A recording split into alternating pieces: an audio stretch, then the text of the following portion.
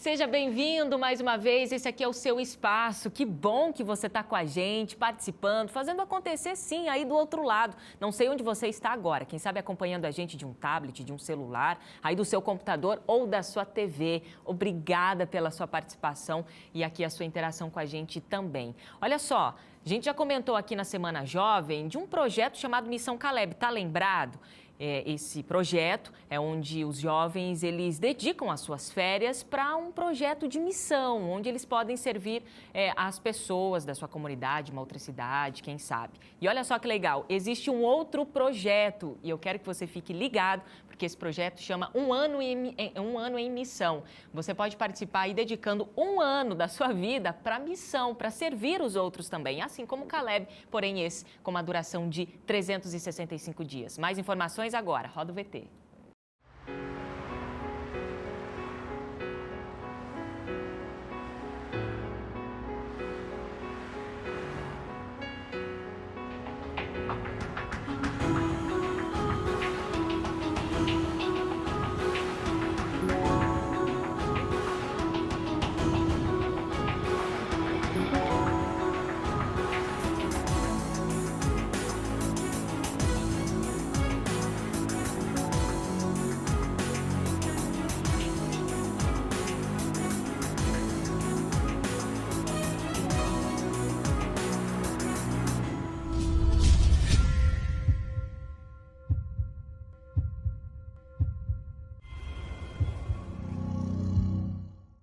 Tá aí informações para você, hein? Um ano em missão. E aí, topa o desafio?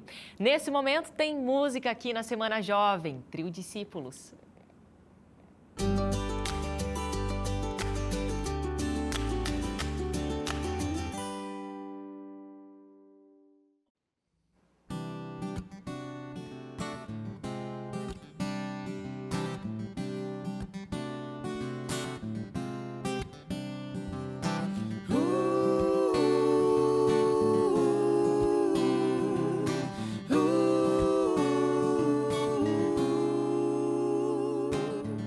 Dias há em que tristezas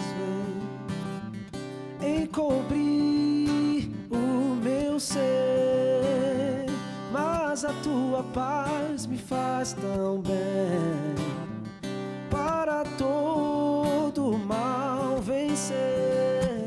Sei que posso confiar em teu amor, pois só tu és o Salvador que me libertou. Senhor Jesus,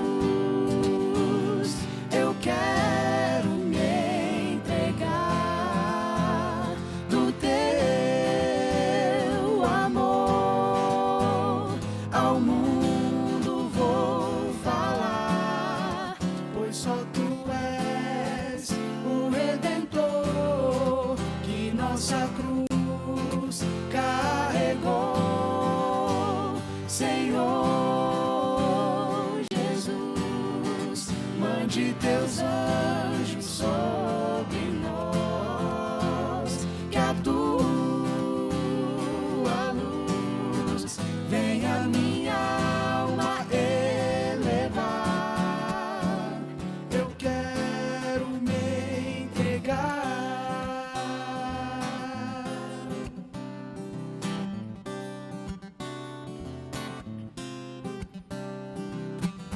Sei que posso confiar em teu amor, pois só tu és o Salvador que me libertou. Senhor Jesus, eu quero me entregar do teu amor. Ao mundo vou falar com teu poder e compaixão para nos dar o teu perdão. E sem cessar vou proclamar que Jesus em breve virá. Senhor Jesus, eu quero me entregar. Senhor Jesus, eu quero me entregar. Do teu amor ao mundo vou falar, pois só tu és o Redentor que nossa cruz carregou. Senhor Jesus, mande teus anjos sobre nós e a tua luz venha minha alma elevar. Eu quero me entregar.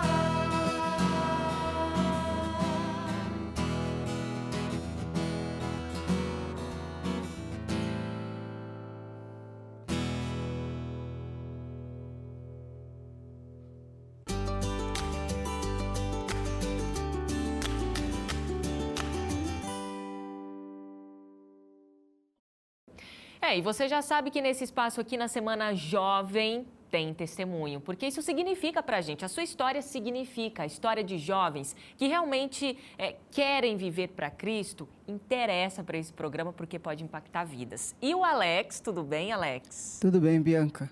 O Alex está aqui junto com a gente para compartilhar uma experiência que, aliás, eu sabendo de alguns pontos já fiquei comovida, porque eu vi o quão determinado você é, Alex, em servir a Deus. Assim, não tem preço isso para você, é inegociável abrir mão dessa amizade com Jesus, né? Conta a sua história pra gente, como é que começou os desafios? Você não era um jovem, assim, fiel à palavra antes, começou a conhecer as verdades da Bíblia durante um tempo e começou a seguir isso de verdade, né?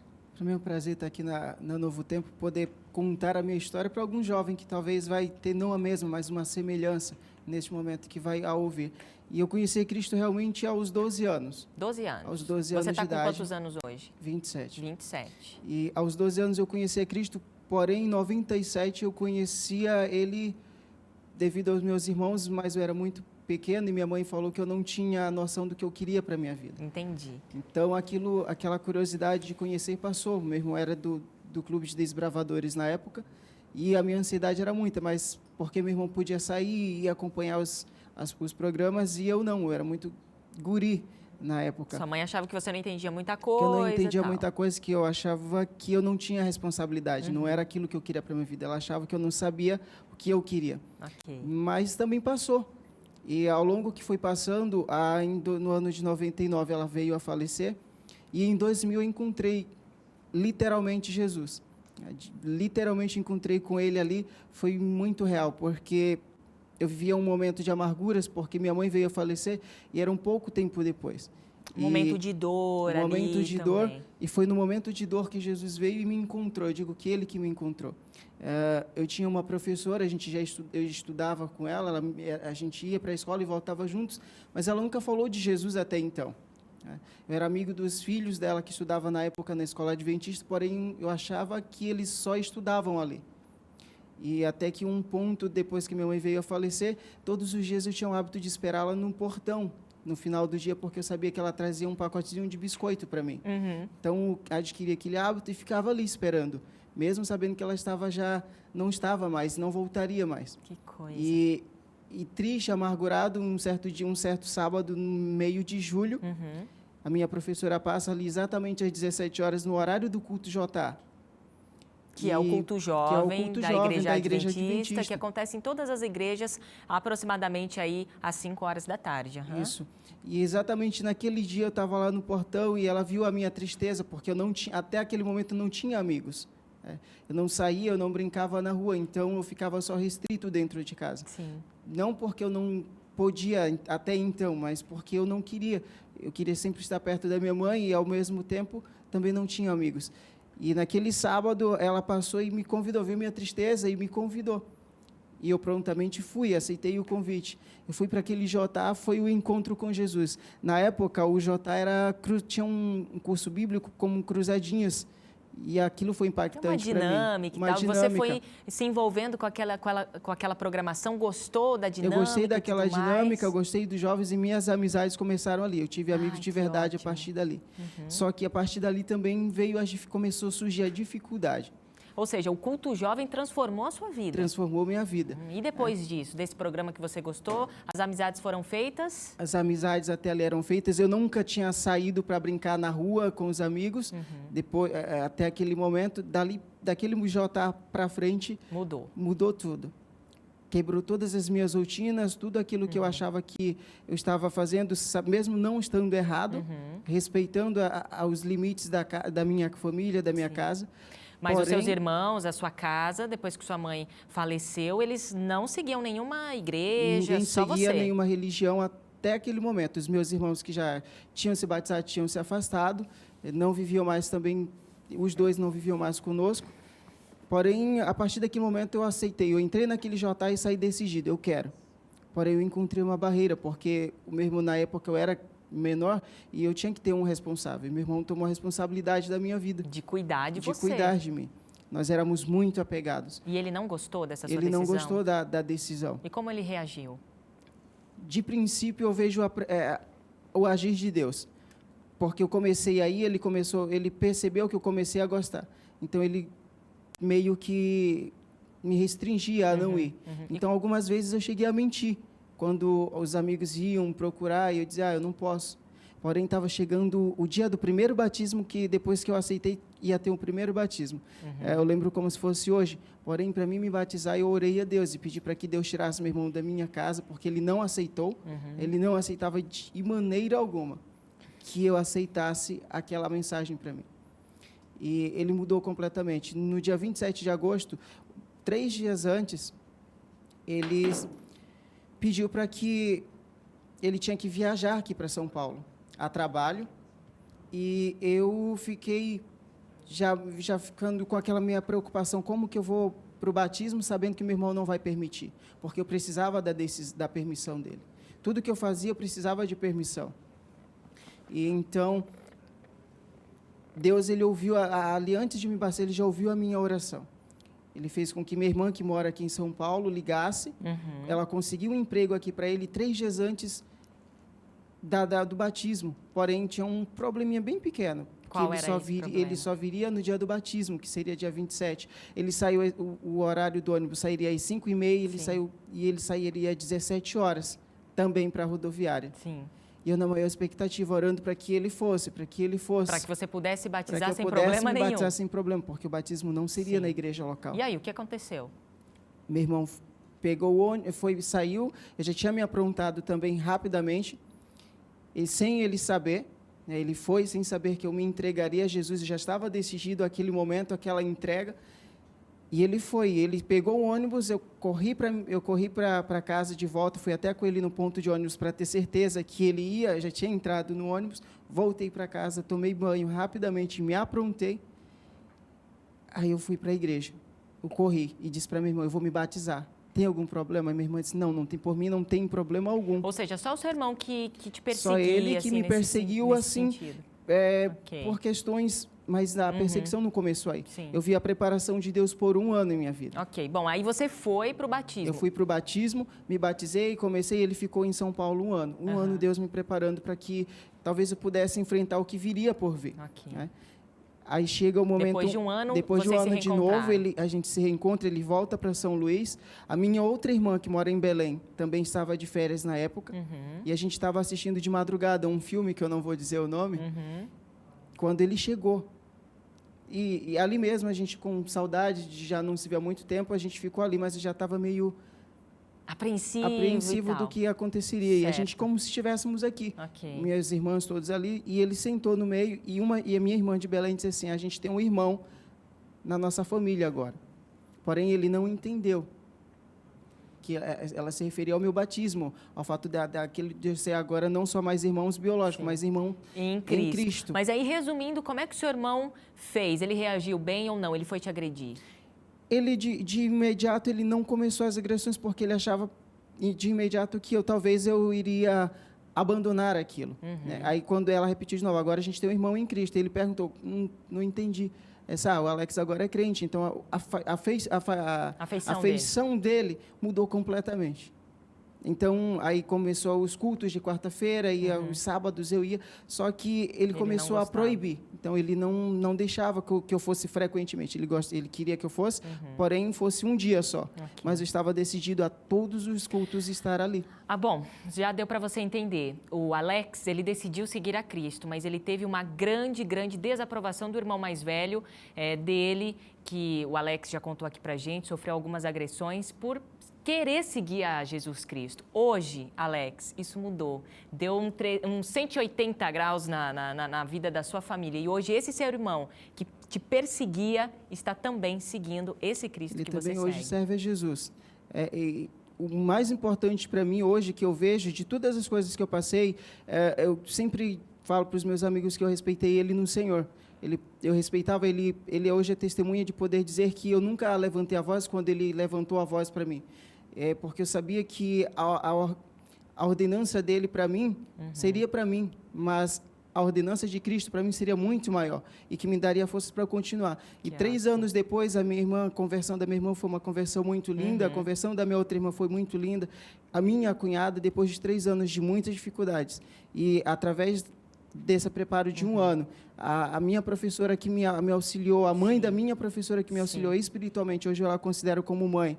E se hoje eu estou aqui, é porque Cristo me alcançou e me fez com que eu pudesse realmente ser um vencedor. Que ótimo. E aí, o que você tem feito também com a mensagem? Você tem revidado? Você tem enfrentado as pessoas? Tem magoado também as pessoas? Ou você tem dado também a outra face, que é o que Cristo diz para a gente fazer? Você segue um Cristo que sempre tratou da mensagem com muita sabedoria e com humildade. Não adianta você achar que vai rachar a cabeça das pessoas e enfiar a verdade ali, não. Não vai acontecer isso. Você precisa apenas ser e não apenas dizer. Você precisa ser Cristo para as outras pessoas e foi como o Alex fez. Alex, parabéns pela tua história. Obrigado, Deus seja louvado com a tua vida, que você continue vivendo para a glória dele. Amém. Vamos dando sequência aqui à Semana Jovem na TV Novo Tempo.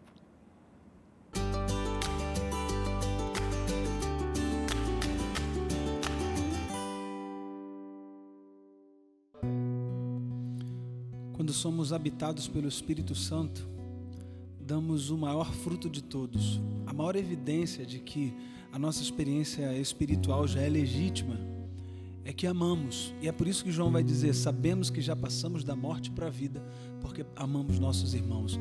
É por isso também que Paulo vai dizer lá em Gálatas, mas o fruto do Espírito é amor. O Alex, assim como José, não permitiu que a maldade dos outros o tornasse malvado. Porque é muito fácil alguém bater na minha cara e eu retribuir do mesmo jeito. Isso é vingança. Só que quando nós somos do reino de Deus, o padrão de vingança é outro. Porque Deus se vinga morrendo. O cristão também, ele não se vinga matando, se vinga dando a outra face, assumindo o prejuízo. Isso é um dom, você não pode fabricar. Só o Espírito Santo pode te dar esse dom. Só Ele pode fazer com que você dê esse fruto que é o amor. Hoje nós vamos pedir a Deus para que Ele nos capacite e nos dê esse fruto do amor, para que nós não permitamos que a maldade dos outros nos torne malvados. Derrama, Senhor, Tua chuva em nós, para que possamos viver de acordo com o que o Senhor quer.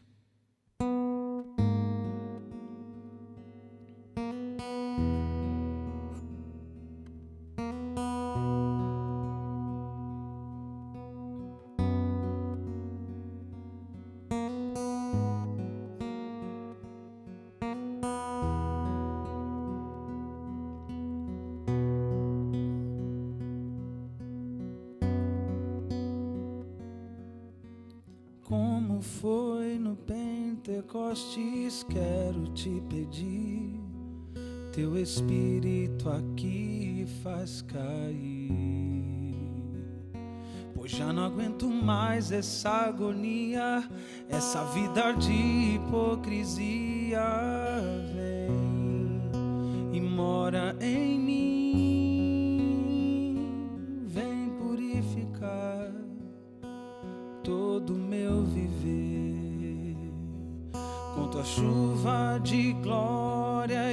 poder derramar, derramar tua chuva neste lugar, derramar, derramar tua chuva pra me lavar.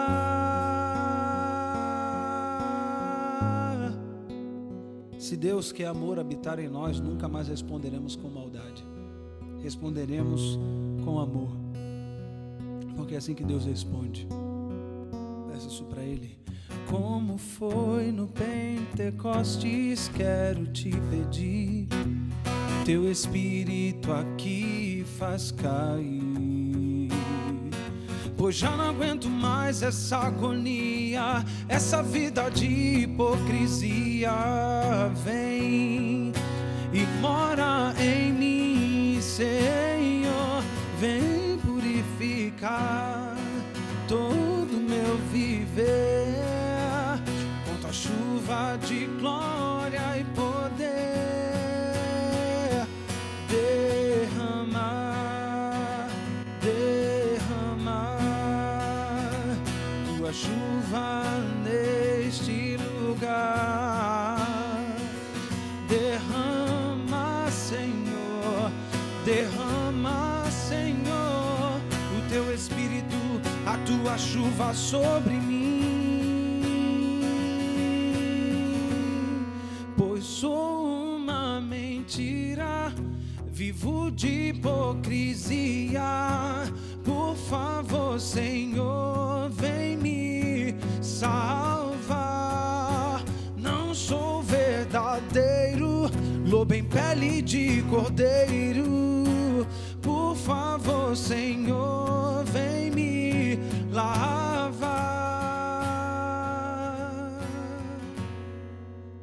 Derramar, derramar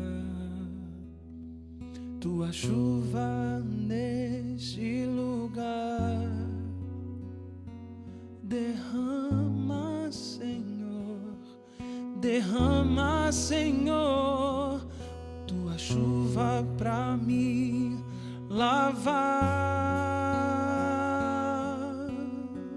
Você crê que Jesus pode te ouvir? Está com dificuldade em perdoar? De fato é impossível para o ser humano, mas se Ele habitar em mim e em você, vai ser real, nossa experiência espiritual vai ser legítima. Então vamos pedir a Deus isso. Feche seus olhos. Senhor, obrigado porque apesar de termos rompido contigo, o Senhor nunca rompeu conosco. Nos ajude, Senhor, a nunca nos desconectarmos de Ti, porque quando saímos de Ti, Senhor, nos vingamos, retribuímos o mal com o mal. Habita em nós, Senhor, para que possamos retribuir com amor, para que façamos como o Senhor, para que nós não venhamos nos vingar matando, mas morrendo, assumindo prejuízo para o outro sair absolvido. Dá-nos o dom do amor, Senhor, dá-nos o Teu Espírito Santo. Pedimos isso crendo mesmo na Tua presença, crendo mesmo na Tua misericórdia, no nome poderoso do Senhor Jesus. Amém. Amém.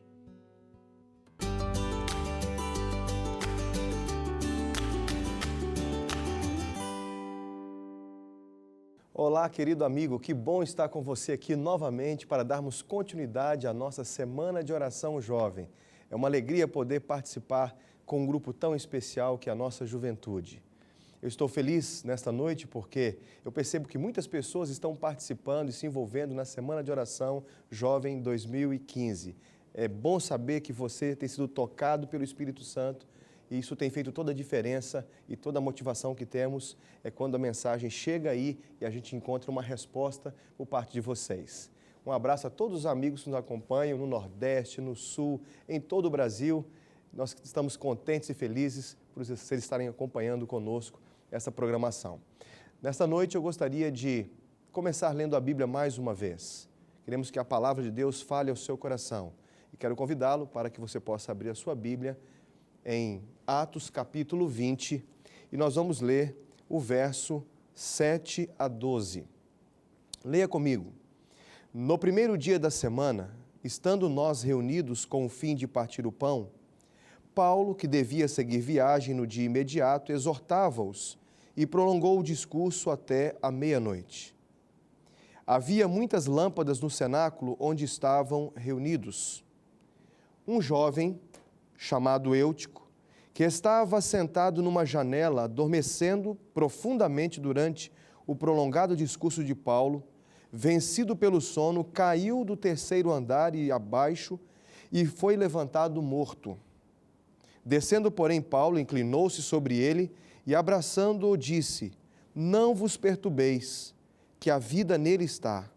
Subindo de novo, partiu o pão e comeu, e ainda lhes falou largamente até o romper da alva. E assim partiu. Então, conduziram vivo o rapaz e sentiram-se grandemente confortados. Meu querido amigo, que bom que você está nos acompanhando aqui nesta semana de oração. E hoje, uma história muito especial. Aqui nós encontramos uma história curta e violenta de um jovem da igreja do apóstolo Paulo. Nós não temos muitos detalhes a respeito desta história. A única coisa que nós temos de informação é que ele era um jovem, que ele estava ali na igreja do apóstolo Paulo e que ele se assentou num lugar muito perigoso, uma janela aberta no terceiro andar do cenáculo. E aquilo que era provável aconteceu. Aquele jovem adormeceu no prolongado discurso do apóstolo Paulo e ele então caiu daquele lugar. Foi levantado morto. A Bíblia menciona que aquele jovem foi curado, foi restabelecido e o apóstolo Paulo, ele fez um milagre. A minha pergunta é a seguinte: por que, depois de 2000 anos, mais de 2000 anos, por que Deus teria a intenção de que esse relato fosse incluído na Bíblia? Por que Lucas, que provavelmente tenha sido o autor de Atos dos Apóstolos, por que ele colocou essa história aqui nas Escrituras Sagradas? Será que esse texto foi incluído na Bíblia para dizer que o apóstolo Paulo fazia milagres? Ou será que foi colocado na Bíblia este relato para dizer que na igreja do apóstolo Paulo também tinha jovens? O que você acha? Quem sabe para mostrar que milagres na igreja são importantes? Ou quem sabe, querido amigo, isso foi relatado na Bíblia para nossa advertência? Esta passagem, ela nos apresenta 3 verdades muito importantes. A primeira delas: ainda que você esteja ouvindo a palavra de Deus, ainda que você seja membro batizado de qualquer denominação religiosa, ainda assim, eu e você podemos estar assentados em cima de uma janela assassina ou em cima da morte. Há porventura uma janela assassina próximo de você? Você conhece alguém que está assentado em cima da morte? Quais são as janelas assassinas que têm atraído você? Você está assentado em cima de alguma janela assassina? Muitos jovens hoje estão assentados em cima de uma janela muito perigosa. E há várias janelas perigosas no mundo de hoje. Mas uma segunda verdade importante: os jovens são muito importantes para Deus. Ninguém estava preocupado com a posição de perigo daquele jovem, ainda que visivelmente poder-se-ia prever o acidente. Mas ninguém se preocupou em aconselhá-lo, ninguém se preocupou em adverti-lo. Ou se alguém percebeu, simplesmente ignorou. E ele estava sentado em uma janela perigosa, e ele caiu e morreu. Mas aqui o propósito da passagem é mostrar também a importância dos jovens. E a terceira verdade importante que gostaria de falar com você nesta noite é que desastre em nossa vida, ou desastres em nossa vida, podem ser transformados em grandes bênçãos. Você já passou por alguma experiência difícil em sua vida? Às vezes acontece conosco algumas coisas que, se a gente pudesse, a gente nunca mais se lembraria. É verdade ou não é? Às vezes acontecem coisas conosco que, se pudéssemos pegar uma borracha, assim como desmanchamos alguma coisa que está escrito num caderno para nunca mais nos lembrar, a gente faria, não é verdade? Mas não é assim que acontece. Muitas vezes os problemas que nós enfrentamos, nós lembramos deles, quem sabe, durante toda a nossa vida. Mas Deus, Ele é capaz de transformar as experiências negativas de nossa vida em grandes bênçãos. Houve uma grande tragédia. Um jovem caiu do 3º andar no cenáculo e morreu. Eu lhe pergunto, será que pode existir uma tragédia maior do que esta? Um jovem morto dentro da sua própria igreja? Será que há alguém assentado em cima da morte? Talvez esteja falando para você que esteja me assistindo agora. Será que você está brincando com as janelas assassinas que o mundo oferece? Muitas pessoas estão perdidas dentro da igreja e fora também, e não sabem que estão perdidas. Há uma história de uma menininha que saiu de casa e se perdeu numa cidade do interior. Ela tinha apenas 6 anos. Quando os pais se deram conta de que ela estava perdida, começaram a procurá-la. E não tendo encontrado, foram até uma série de conferências, onde um pastor estava realizando alguns filmes, ou passando alguns filmes para as pessoas. Ao chegar ali, os pais perguntaram para o pastor se ele havia visto alguma menina de 6 anos e falaram o nome da menina.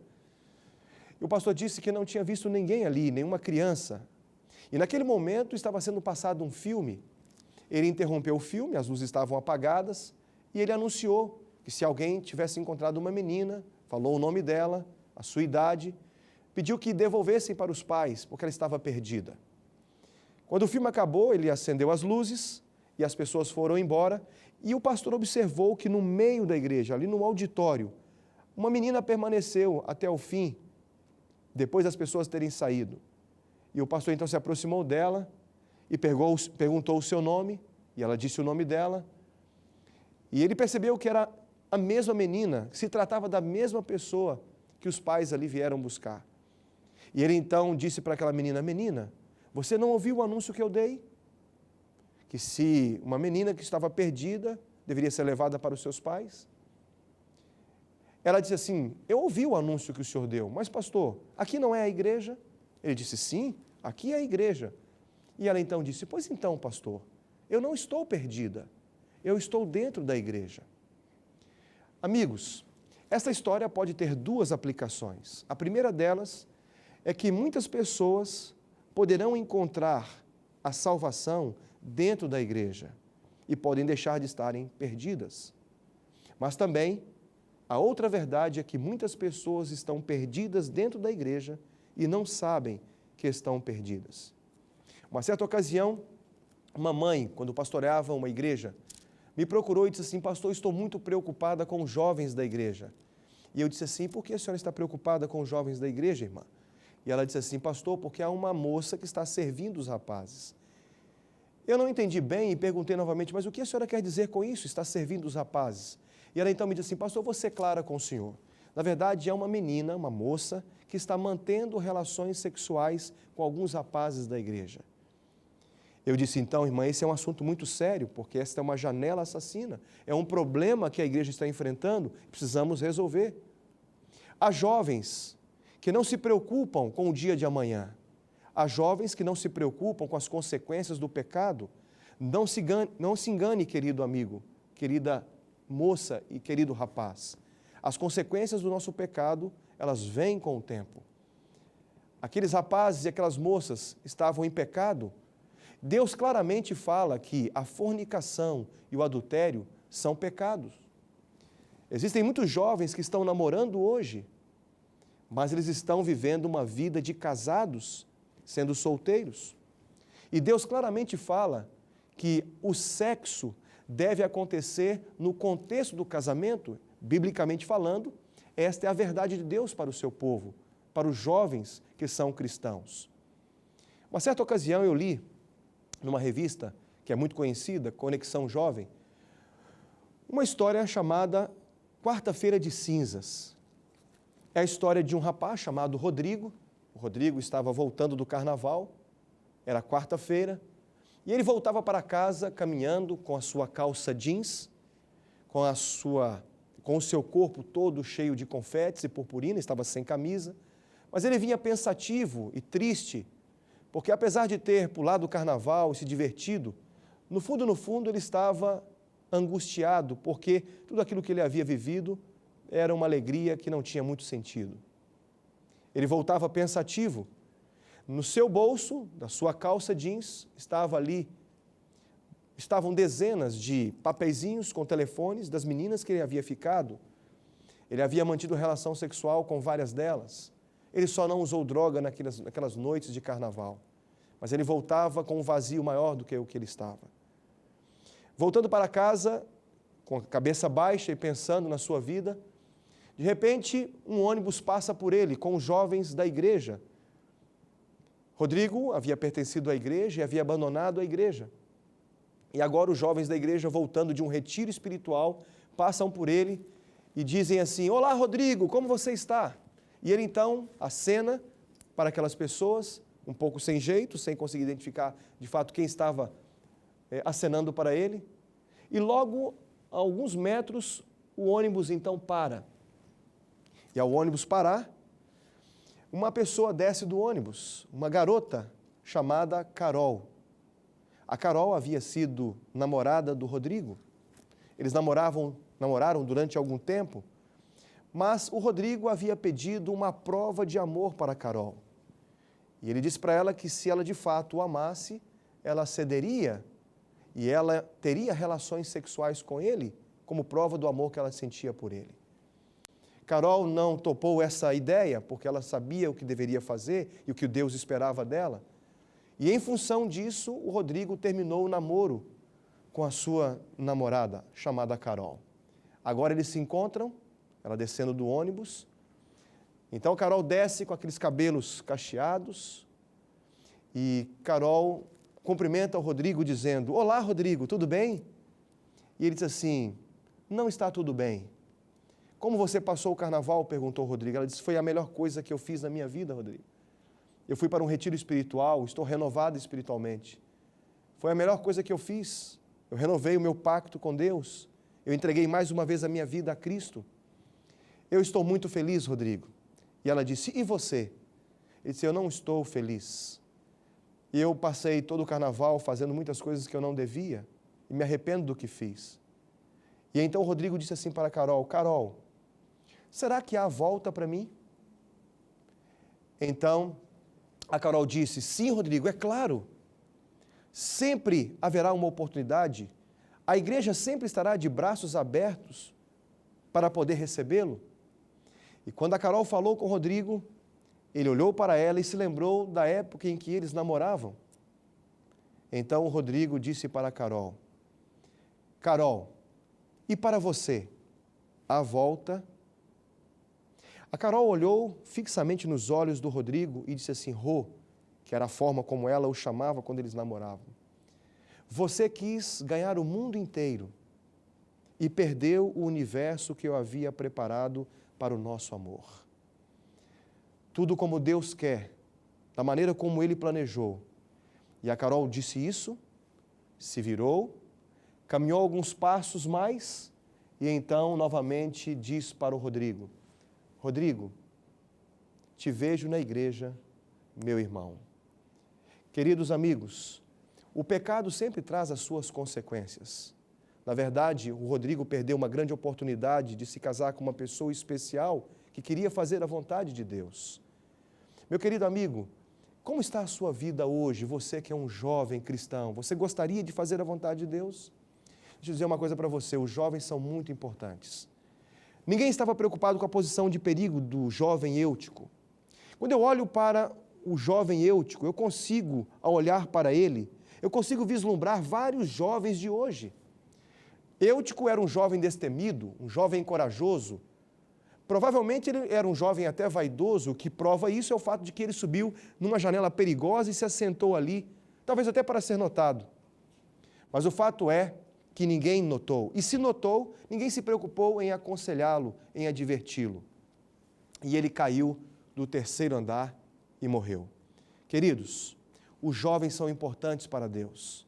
Você que está me ouvindo agora, Deus tem um plano para você, querido amigo. Quando Deus foi escolher o futuro rei de Israel, Deus disse assim para o profeta Samuel: Samuel, vá à casa de Jessé, e eu vou lhe indicar uma pessoa que será o futuro rei de Israel. Quando o profeta Samuel chegou na casa de Jessé, Jessé passou todos os seus filhos diante do profeta. E a história bíblica relata que o primeiro que veio se apresentar diante do profeta foi Eliabe, o filho mais velho de Jessé. E quando Samuel olhou para ele, disse assim: com certeza esse aí será o futuro rei de Israel. Ele era um jovem bonito, um jovem que tinha porte de rei.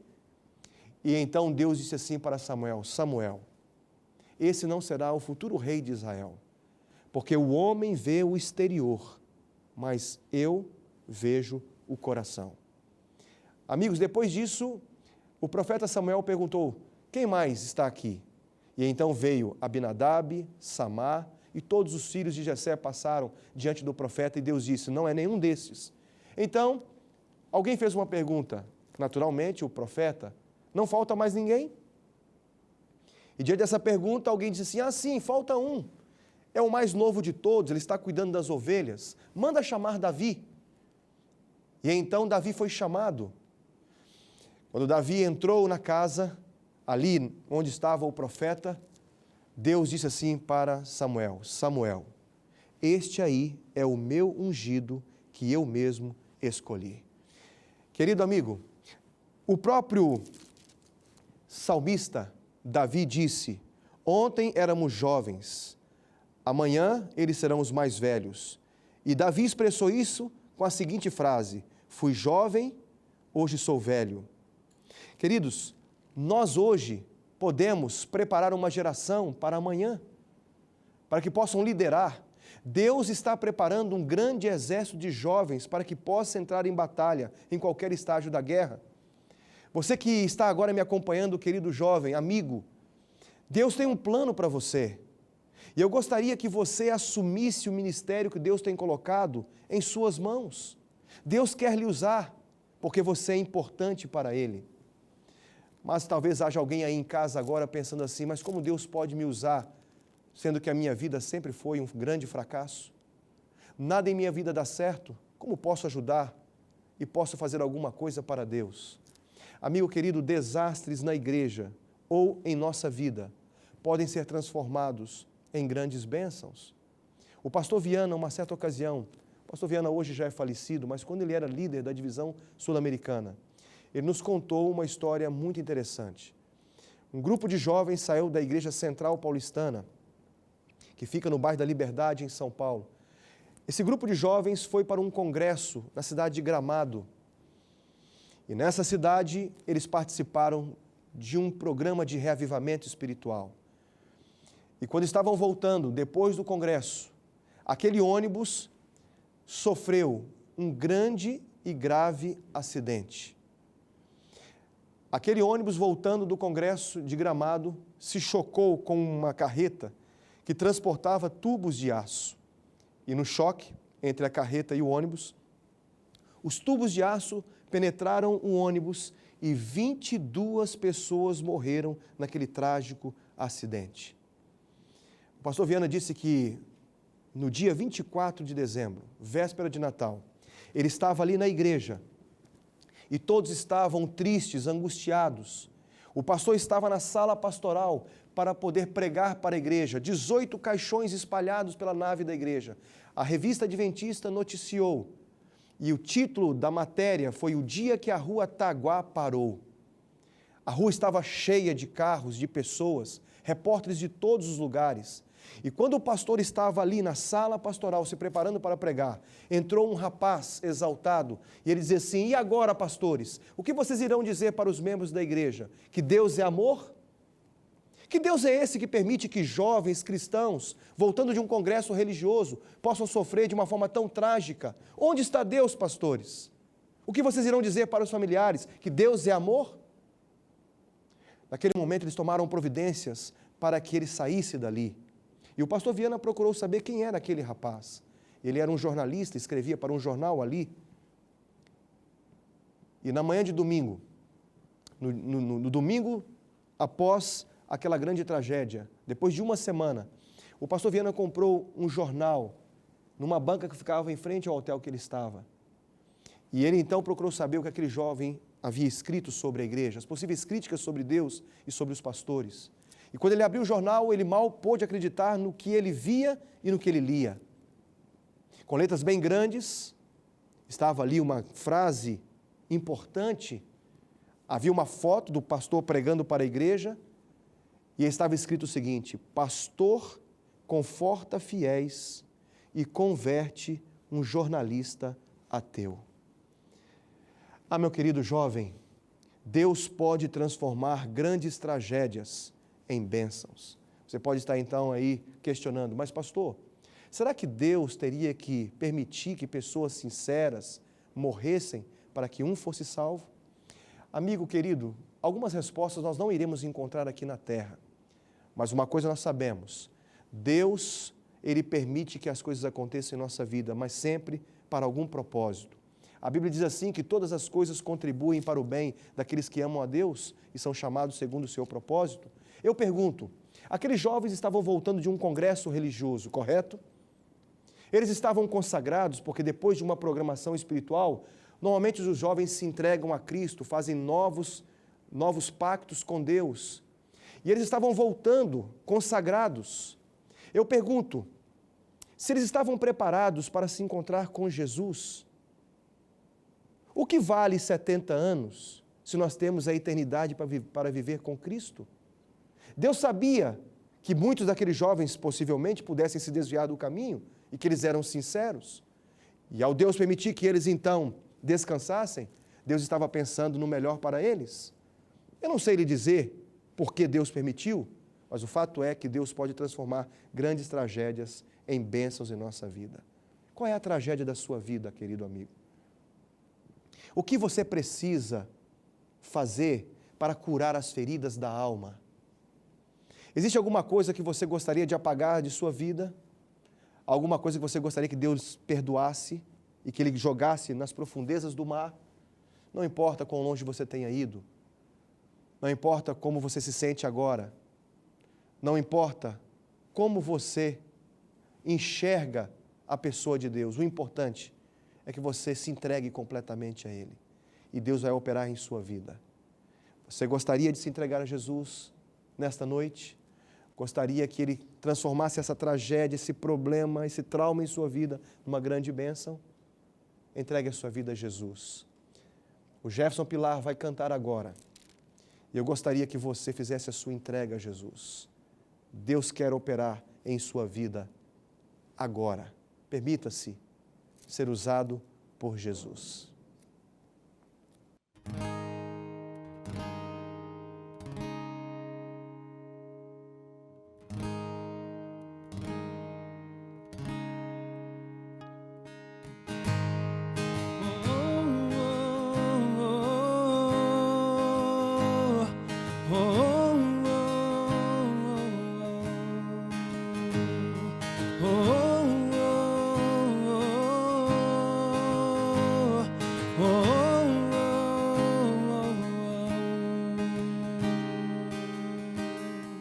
Mais uma vez estou aqui, Senhor. Mais uma vez pra confessar que sou pecador. Não quero mais errar, mas não consigo. Sou fraco, sou falho. Ó Pai, quero voltar e estar de novo em Teus braços. Vem abraçar e apagar, tira essa dor que o mal me causou. Vem me salvar, Tua graça me basta. Ouça o clamor, Senhor, de um pecador, de um malfeitor. mais uma vez, mais uma vez. Oh, oh,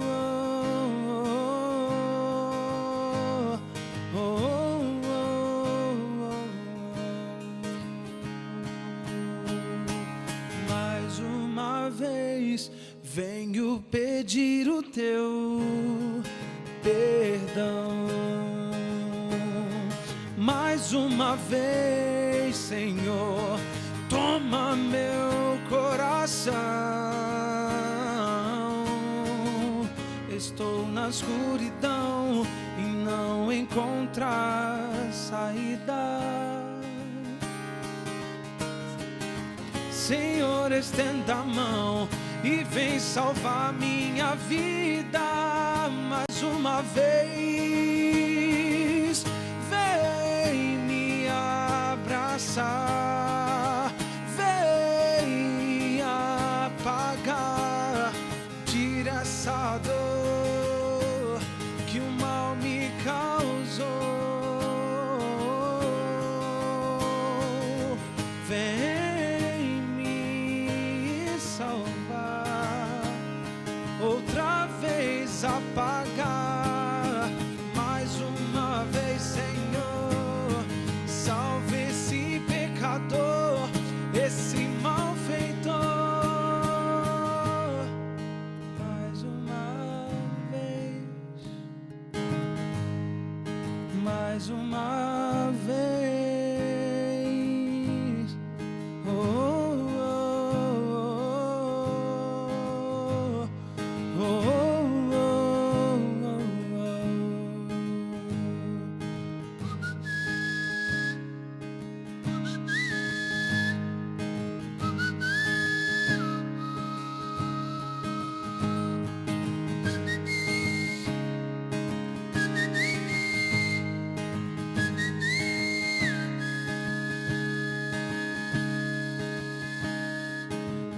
mais uma vez, Filho, te dou o meu perdão.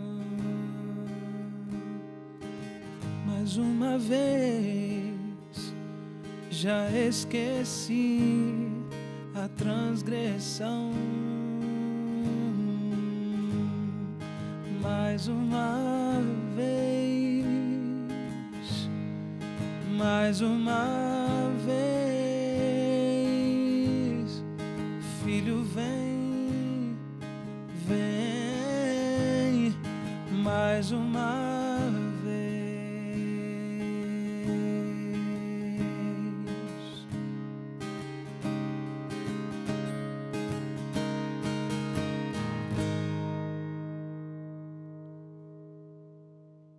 Meu querido amigo, esta é a noite que você precisa se entregar a Jesus Cristo. Talvez você esteja sentado em cima de uma janela assassina, ou quem sabe você esteja sentado em cima da morte. O que é que tem feito separação entre você e Deus? Será que existe alguma janela assassina que você precisa se livrar? Existem muitas janelas assassinas. Talvez você esteja sentado em cima da janela assassina das drogas. Talvez você esteja sentado em cima da janela assassina das músicas indecentes, indecorosas. Qual é a janela assassina que tem perturbado a sua vida? É o desvio de conduta? Você tem conseguido vencer as suas propensões para o mal? Não. Você precisa vencer? Querido amigo, se você se entregar completamente a Jesus, Ele pode transformar a sua vida. A Bíblia diz assim que Deus opera em nós tanto o querer como o efetuar segundo a sua vontade. Se você se entregar a Jesus nesta noite, Ele vai colocar os desejos em seu coração. E não só vai colocar o desejo de fazer coisas boas em seu coração, como também vai dar o poder para que você possa cumprir aquilo que Ele está pedindo para que você possa fazer. Amigo, eu gostaria de convidar você para orar comigo agora. Esse é o momento para que possamos nos entregar completamente a Jesus. Só Ele é capaz de nos dar o poder para vencer todas as nossas dificuldades. Ore comigo. Querido Pai, nós queremos te agradecer pelas bênçãos recebidas e por mais esse dia nesta semana de oração.